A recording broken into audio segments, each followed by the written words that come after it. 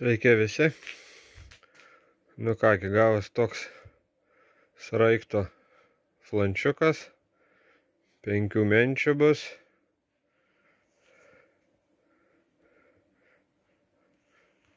Ašis 30. 5 mentės.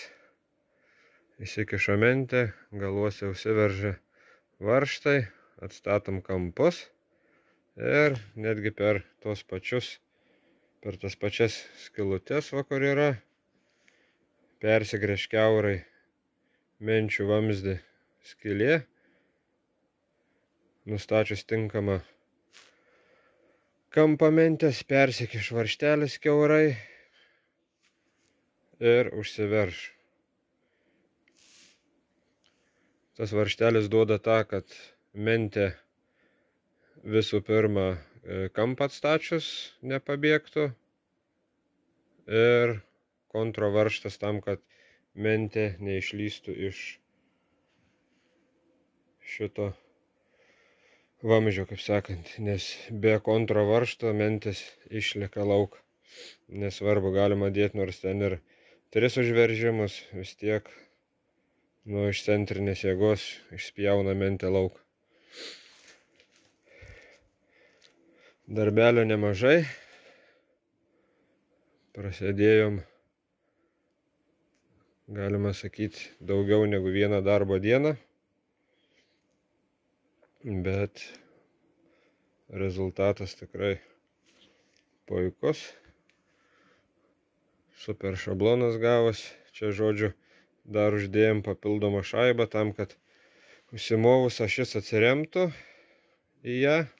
Po to iš ašies išeina 6 mm sriegis, įsisuka špilka, ant to špilkos maunasi kokas, aptakas, žodžiu.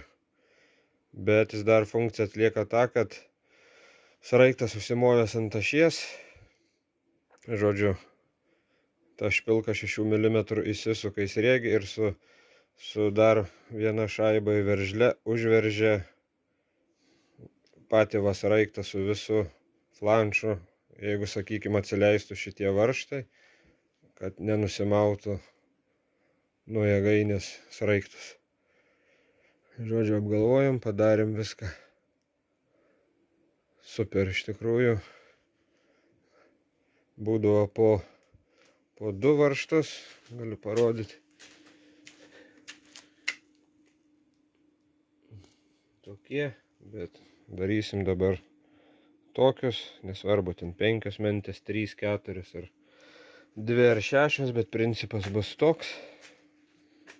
Labai viskas super gerai gavosi. Vamzdžiai, žodžiu, įlenda ščiulniai, užsiveržia, užsikontruoja. Viskas. Storis 8 mm blynų. Jau tokia konstrukcija išbandyta daug kartų. Tikrai ne 1, ne 5. Viskas laiko.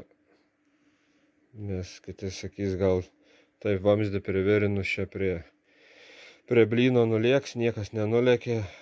Plius dar kontrovaržtas susiveržė į krūvą, niekas nenulakstė, nei įskilimų, nei trukimų, niekur nieko nebuvo. Žodžiu, užtikrintas ir patikrintas reikalas. Kągi, laukite tęsinio. Bus naujas generatorius. Dar niekam nerodžiau, bet bus naujas mano generatorius su 5 sparnuotėm. Beje, pamiršau paminėti, gaminam sraigtus, mentės, flanšus, galima visą flanšą pagal jūsų ašį, su visom mentėm, su visko padaryti, kad jau pasiimat ir dedat ant savo jėgainės. Jeigu reikia, kreipkitės.